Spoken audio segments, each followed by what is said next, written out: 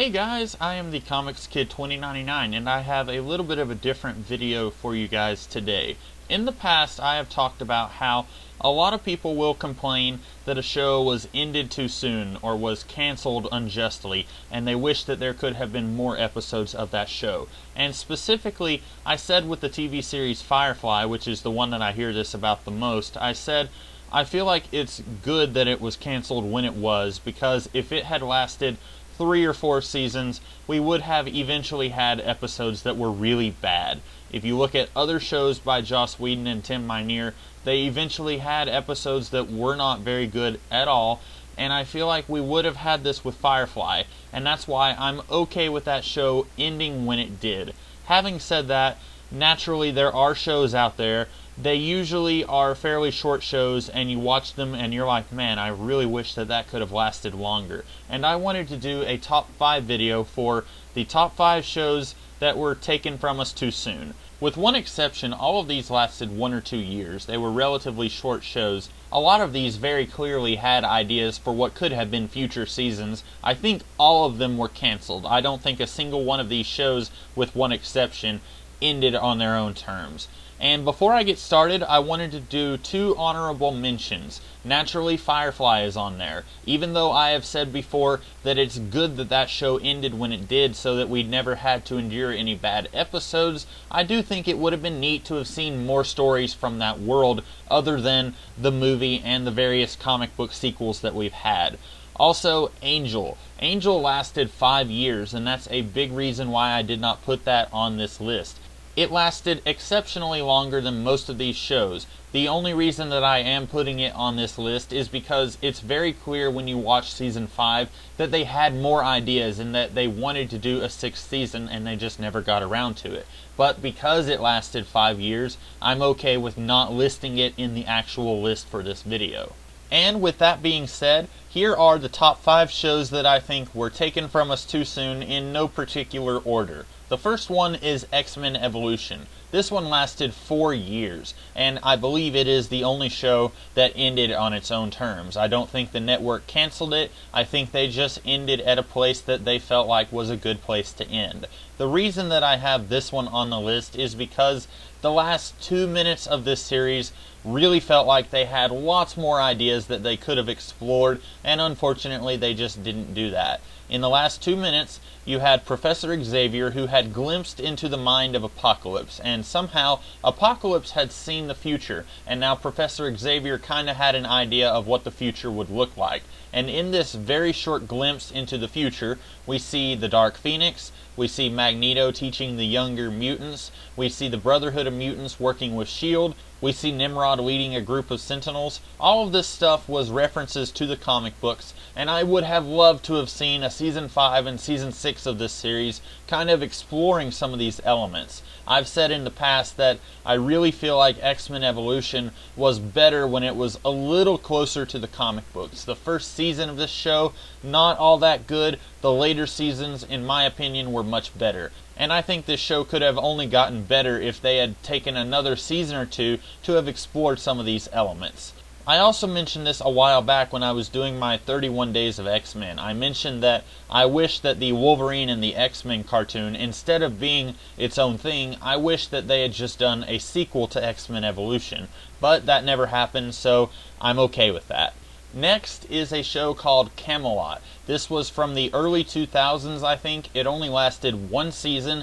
And this show was, I guess, a more realistic version of the myth of King Arthur. There was some magic in this show, but it wasn't so mythologically heavy that it felt unrealistic. A lot of this felt very historically accurate with elements of mysticism thrown in there. I am a pretty big fan of the King Arthur mythos in general, but this show I watched 2 or 3 episodes and it just wasn't for me. So why is it on this list? The end of this series, toward the end of the series, Morgan Pendragon, or Morgana Pendragon, I don't remember what she called herself, she transformed into Guinevere, and she went and had, spoiler, sexual relations with Arthur, her half-brother. Ew. And then at the end of the series, it is hinted that she is going to have a baby. If you are familiar with the myths of King Arthur, you know that this is going to be Mordred. I really would have loved to have seen how the series handled this. Would they have magically aged the kid so that he would be an adult while everyone else stays the same age? Would they have jumped forward 5 or 10 years and used makeup and CGI to try and make everyone look a little bit older? I'm very curious how they would have handled this storyline. Like I said, this show wasn't exactly for me, but I probably would have endured through it if I had known that we would have gotten to have seen Mordred and kind of see how that plays out with everyone else in this show.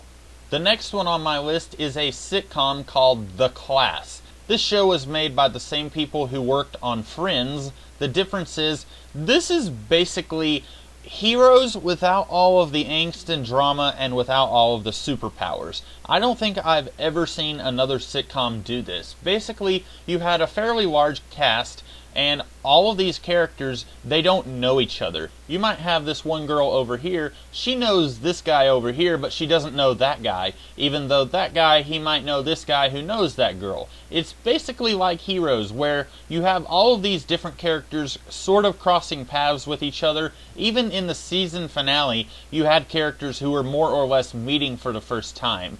And this show was okay. I enjoyed it the first time I watched it. Much later, about a year or two later, when I tried to watch it again, I didn't enjoy it nearly as much, so I can probably see why it got canceled. I imagine that it was just a little too much continuity to keep up with for a sitcom, which a lot of people would consider to be something that you can just turn your mind off and watch, and they probably didn't want to spend too much time trying to think of which characters know each other and which characters haven't met each other and stuff like that. So I can easily see why this show got canceled, but it had a pretty great cast of actors. A lot of these people are in shows that are much more recent. One of the actresses, she was in the Friends spin-off Joey, and then one of the guys, he was in the show Modern Family. One of the guys, he was in The Walking Dead.